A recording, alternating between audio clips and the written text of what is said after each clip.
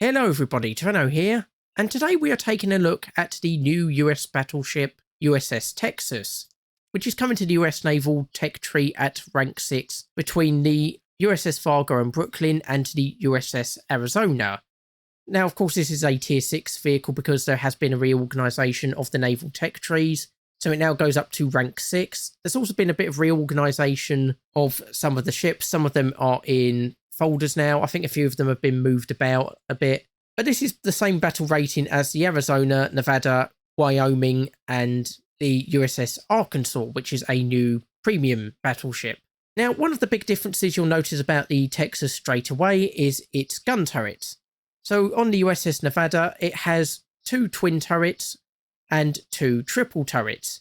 So the Texas has the same amount of gun barrels as the Nevada, but of course that has it only in 4 turrets. This has them in 5 turrets.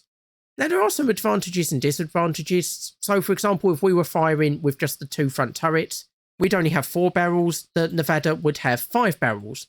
But conversely, if we lose 1 turret, we've only lost 20% of our main armament. If the Nevada loses one of its triple turrets, it's lost more than 20% of its firepower.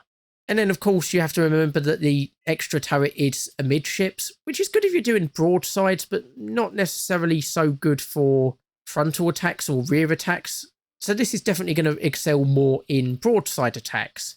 And as for the main shells themselves, we've got a HE shell with a maximum penetration of 71mm and 46.67 kilograms of TNT equivalent explosive mass, which is actually less than the explosive it carries. So it uses EXPD, which is 47 kilograms of explosive mass, but when compared to TNT, it's only 46 kilograms. So it's actually worse than it looks in some ways.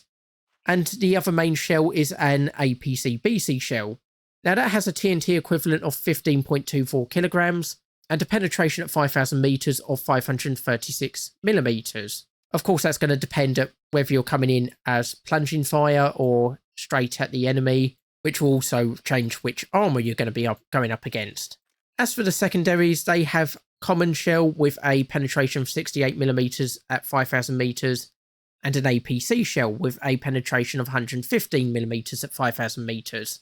And we've got 6 of these 5-inch guns. We've also got 10 3-inch guns, 10 40mm Bofors, and a whopping 44 20mm Orlican cannons. As I've said in the past, the Orlicans maybe not the best thing in the world because they're a bit short-ranged, but the Bofors especially are going to be very useful because these are, well, these aren't individual Bofors, these are 10 quadruple Bofors. So we've got 40 barrels here. And they seem to be at the back and all over the ship, so, you know, we're going to be able to hit most targets in most directions with them. So very useful indeed. And of course, for the main fire director, it's got an accuracy of 93%, and it's got a fire solution calculation time of 18 seconds and an update time of 10 seconds, which seems par for the course for the sort of pre-war or mid-war refit vessels. And we have got a search radar, which is obviously quite useful for locating aerial vehicles, which will allow your anti-aircraft armament to very quickly deal with them. Then moving on to the armour, we've got a maximum armour thickness of 356mm. We can see the actual Citadel armour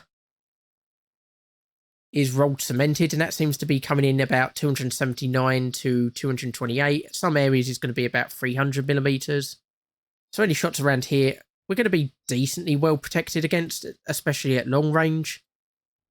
The turrets themselves are also pretty well protected from the front, though the roofs themselves are going to be a little easier to penetrate. And of course, these areas up here are completely unprotected, which is also where the fire director is. And of course, the bridge is well protected by about 300mm of armour, only 200mm for the roof, but that's a pretty small target. So this seems decently well protected at least, though the shell rooms might be a little bit vulnerable to plunging fire or shots that are sort of going between this gap here. And just looking at the deck armour, unfortunately, it's not the best protected, only coming in at about between 60 and 70mm, depending on where you're looking. So plunging fire is definitely going to be a real risk on this vessel. And the max speed is 20.1 miles per hour, which is a little bit faster than USS Nevada, but a little bit slower than the Arizona. And lastly, the crew complement is 1,810. Again, less than the USS Nevada, but more than the USS Arizona. Now, unfortunately, I can't take this out for a test drive because while I have done quite well in the US Tech Tree, I am only at rank 4. So I'm still a little way off of testing the US battleships, which is unfortunate. But I think this will be a very good battleship for the US, and hopefully in the future, because of this reorganisation of the tech tree, we'll move on and start seeing the more advanced North Carolina class, the South Dakotas, and eventually the Iowa class, which is something I would definitely want to see in the American tech tree. Anyway, just a quick video for today. Hopefully you've enjoyed it. Hopefully you'll join me for the next one. I've been Toreno, and I'll see you next time.